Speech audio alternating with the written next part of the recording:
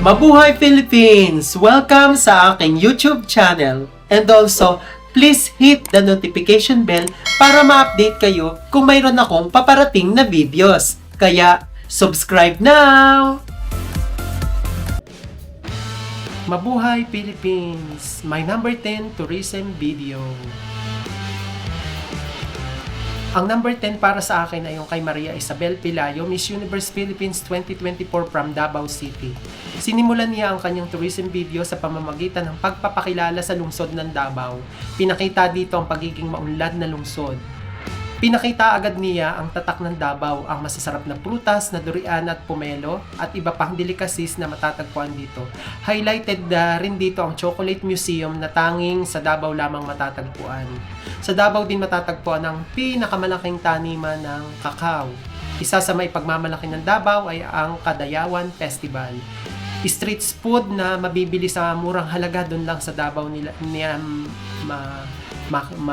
ipagmamalaki at makikita. Siyempre, hindi rin mawawala ang kanilang kultura. Pinakita dito ang kung paano tumugtog ng musika ang mga ninuno niya doon sa Davao City. At doon din ay kung pakikinggan mo yung musikang yun ay sarap na sarap pakinggan sa tenga. Bumabalik sa ating or sa aking isipan yung mga sinaunang Pilipino noon na tumutugtog ng mga iba't ibang musical instrument na likha mula sa kapaligiran. At syempre, habang pinakikinggan ang mga awiting ito, marireminis mo na nandun pa rin yung kanilang ancestral domain. Lalo na nang ipakita niya ang pinagmamalaking bundok Apo na sumasalamin sa pagiging rich in natural resources ng Davao, na kung saan naroon at makikita ang pambansang ibon sa Pilipinas. Ito ay ang Philippine Eagle na endemic na sa Davao. Lubos akong namangha sa kanyang pagpapakita mismo sa sarili niya na nagtatanim ng puno. Isang mahalagang gawain ito na dapat tularan upang sa ganun ay ma-preserve natin ang tirahan ng Philippine Eagle, lalong-lalo na sa Davao.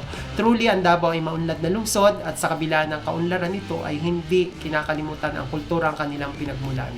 Sa huli, nasambit na lamang niya na lipad Agila, lipad Dabaweña, lipad Pilipina.